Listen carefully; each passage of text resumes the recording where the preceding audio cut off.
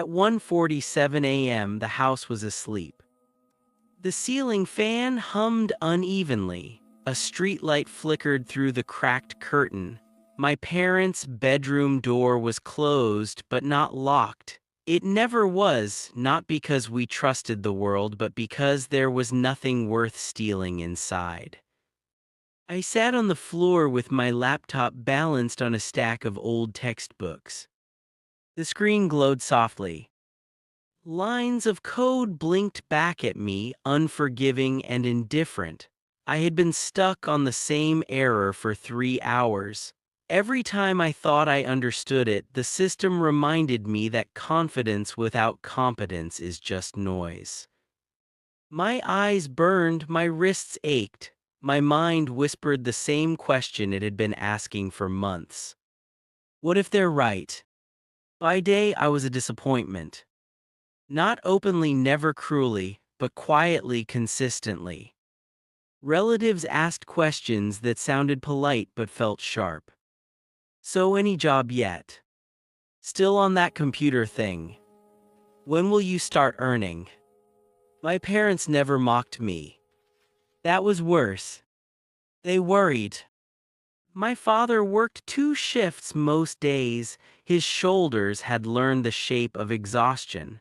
My mother kept a notebook of expenses so detailed it felt like an apology to the universe. Debt wasn't loud in our house. It sat silently in drawers, in envelopes, in the way conversations paused when bills arrived. I had graduated with a degree that looked good on paper and meant nothing in reality. Jobs were scarce, opportunities scarcer.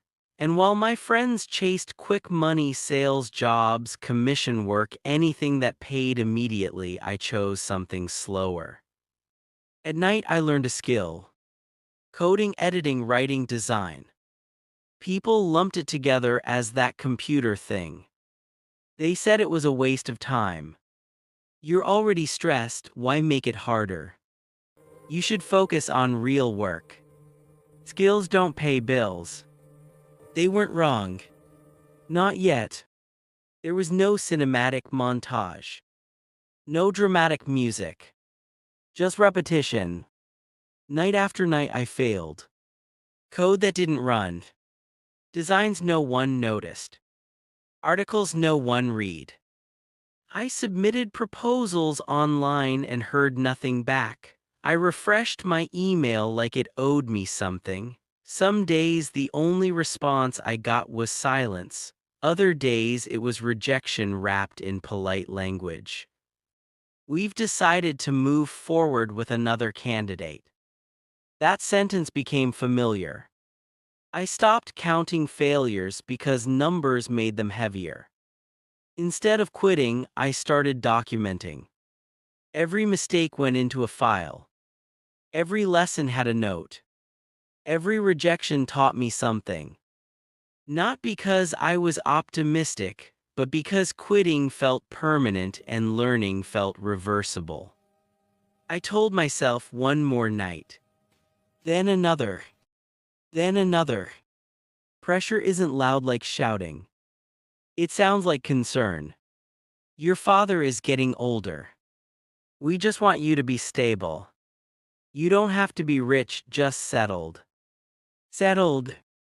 That word scared me more than failure. Settled meant surrendering before the fight even began. Some nights I overheard my parents whispering about money. They never mentioned my name, but I heard it anyway, hiding between the numbers. I wanted to help. I just didn't know how yet. So I kept learning in silence. There were nights I hovered over the power button. Nights when I calculated how long it would take to earn back the hours I'd lost if I walked away now. Nights when mockery replayed louder than motivation. This isn't practical. You're dreaming. Be realistic. But every time I was about to quit, I remembered something simple. No one mocks results. They only mock effort before results exist. So I stayed. The email wasn't exciting. No flashy subject line, no promises. Just a short message from someone who had seen my work online. Can you help with a small project? Budget is limited. Limited. I said yes immediately.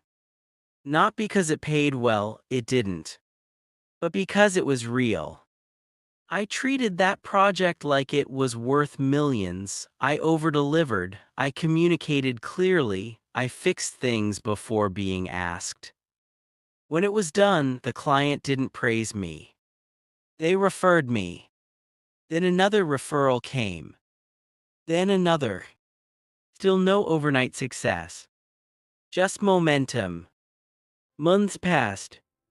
I earned enough to cover small things, groceries, utilities. Sometimes I slipped cash into my mother's bag without saying anything. She noticed. She didn't ask. My father once looked at my screen and said, "You work very late." I nodded. That was the whole conversation. But something had changed. The ridicule stopped. Not replaced by praise, just silence. The good kind. One evening, my father spread papers on the table. Loan statements, interest numbers, deadlines. He didn't ask me for help. He was explaining reality. I listened quietly. That night, I went back to my room and opened my laptop, not to learn but to calculate. For the first time, the numbers made sense. The next few months were brutal. I took on more work, charged fairly, worked relentlessly, slept less. But something strange happened. The work didn't feel heavy anymore. It felt purposeful. The day I paid my parents, debt wasn't dramatic. No tears, no celebration. Just a receipt. My mother stared at it for a long time.